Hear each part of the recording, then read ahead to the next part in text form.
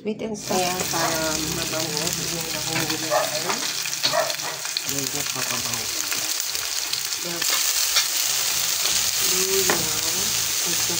Tapos, ilagyan din natin ng konting asin. Yan. Yan din yung isda. Ito na lang, isa na lang yung natitira. Isa na natin yung mga gulay niya. Yan. Nanunuot na. Naamoy ko na yung amoy ng bawang. Yan.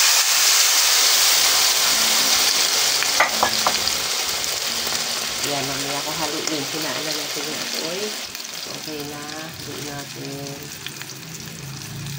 Okay. Necessary. Cornstarch. Kaya natin yung natin. Ayan o. Ayan yung consistency niya.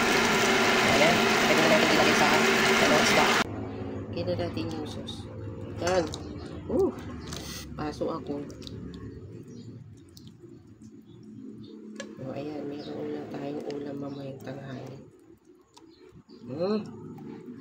Have a great day. Thank you for watching. Follow me for more. Please subscribe.